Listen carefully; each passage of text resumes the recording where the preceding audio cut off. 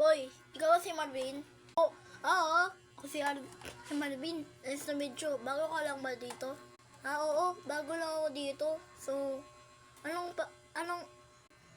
oo nga pala. Ano nga palang pangalan mo?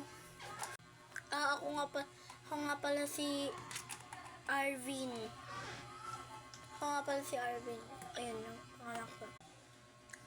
Arvin? Parang kapares din tayo. Marvin, Arvin. Ang galing nun, do. Ang galing ng bro, no? Galing na bro. Oo nga bro eh.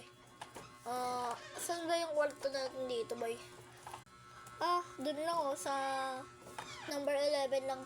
Dun lang yun. Sa number 11 lang ba yun? Ay, alam ko yun yung number 11 eh. Malapit lang yun, di ba?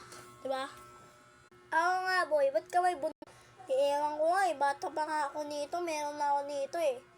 Siguro sabi daw nila, swerte daw to. Ba't tinawag daw to sa loto? Hawakan lang daw to. Tapos, swertehan na daw kami. So, swerte ako kasi may ganito ako.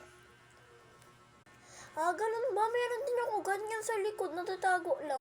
Talaga? Meron ka din? Tapos parehas tayo ng goma. Pati lang sa likod mo. Kung parehas pa talaga tayo.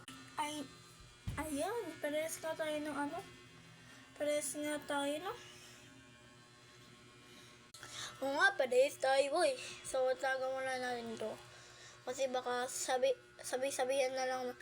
So, mga dati din eh, bata din ako. Tinatawanan lang ako ng mga kaklase ko na ay, bakla, ganto ganyan. Ginaganon nila ako palagi. Ganun, sino? Nasaan yun? Ay, huwag mo na yun, huwag mo na yung anuhin. Kasi patay na yun eh. Awe? Totoo? Yes, wala nang madawawi sa'yo. So, ano nga pala yung address nyo? Yung address namin, Santos. Ano sa'yo? Cruz. Cruz ka din?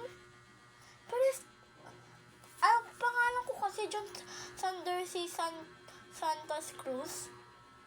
Pares tayo. Tapos ako nga din, no? Parang may naalala din akong pamangkin ko na pangalan, Santos. Para magkapatid tayo, bro. Dalawa din pinsan ko. Dalawa din pinsan mo? Sa akin din. Ano bang mukha